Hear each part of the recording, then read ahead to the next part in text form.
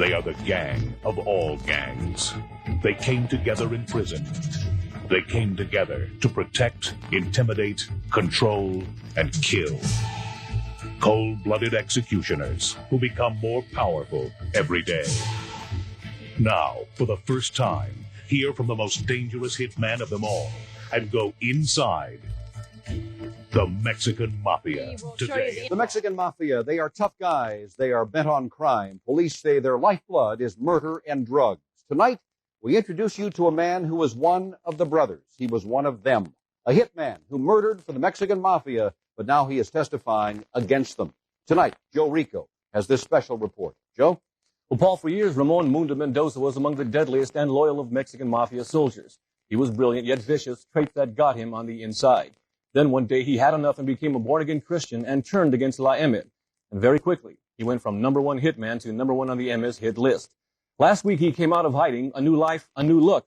He allowed Channel 4 News to follow him using a hidden camera as he traveled to San Francisco to testify once again against the Latino mob, who many believe were ready to kill him when he came to town. I got a guy in the car downstairs now. He's watching our cars. How about the court security? Yeah.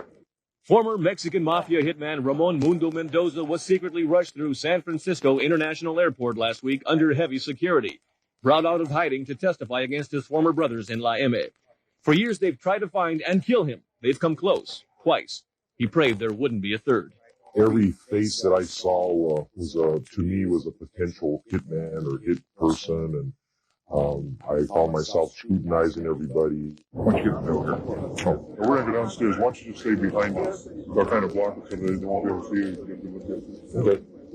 Mendoza was a one-time member of La M's inner circle, a man the Mexican Mafia godfather once considered like a son. But Mendoza wanted out, and the only way out was death. He instead chose survival and ran and hid, and is now writing a book on the Mexican Mafia called From Altar Boy to Hitman.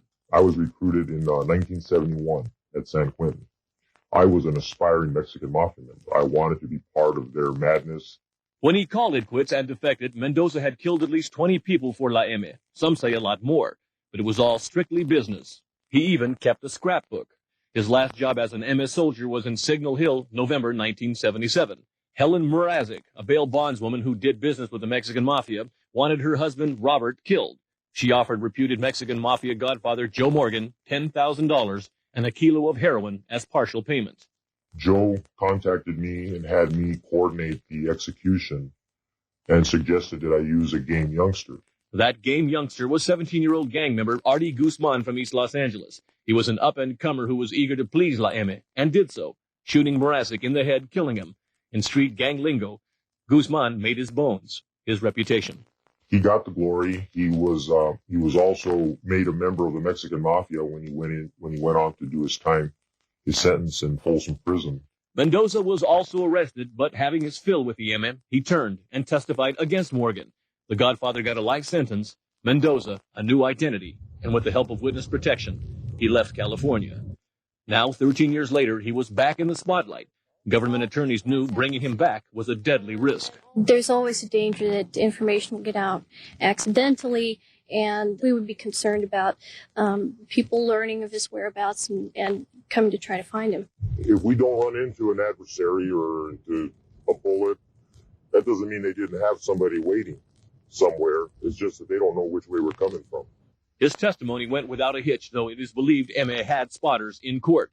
But Mendoza says it doesn't matter anymore. He's through with any involvement with his past. This was his last call. You disappear again. Yeah, I go back home, and I just resume my life anonymously. It's been 22 years since I joined the Mexican Mafia in San Quentin, and it seems like an eternity. I'm happy where I'm at, and I don't want to ever again return to my previous lifestyle.